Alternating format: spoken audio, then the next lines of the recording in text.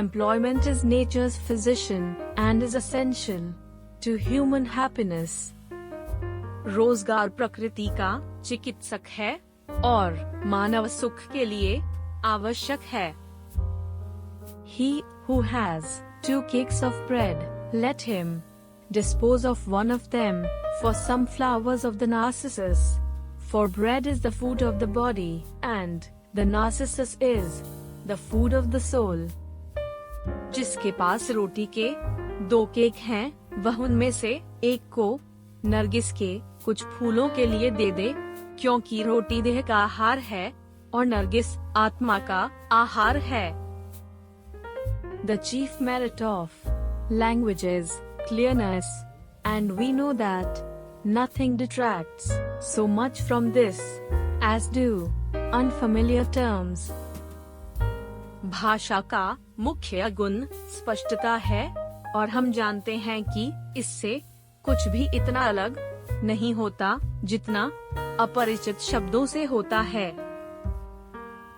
The combination of pictures and words together can be really effective, and I began to realize in my career that unless I wrote my own words, then my message was diluted. चित्रों और शब्दों का एक साथ संयोजन वास्तव में प्रभावी हो सकता है और मुझे अपने करियर में यह एहसास होने लगा कि जब तक मैं अपने शब्दों को नहीं लिखता तब तक मेरा संदेश पतला था।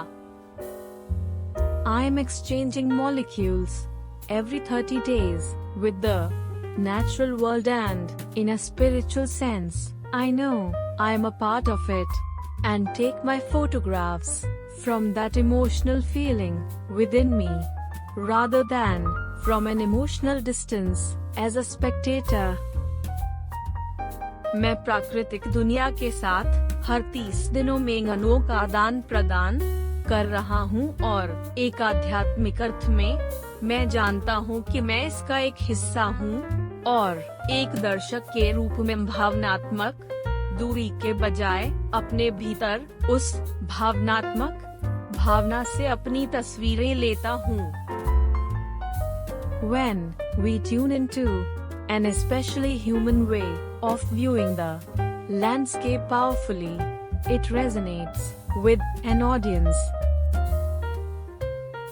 जब हम परिदृश्य को शक्तिशाली रूप से देखने के एक विशेष रूप से मानवीय तरीके से ट्यून करते हैं, तो यह दर्शकों के साथ प्रतिध्वनित होता है। Luckily, many other people tell me how they have had a particular landscape photograph of mine in their office or bedroom for 15 years, and it always speaks to them strongly whenever they see it. सौभाग्य से कई अन्य लोग मुझे बताते हैं कि कैसे उनके पास 15 वर्षों से उनके कार्यालय या शयन कक्ष में मेरी एक विशेष परिदृश्य तस्वीर है और जब भी वे इसे देखते हैं तो यह हमेशा उनसे दृढ़ता से बात करता है। After coitus, every animal is sad except the human female and the rooster. सहवास के बाद इंसान मादा और मुर्गे को छोड़कर हर जानवर दुखी होता है।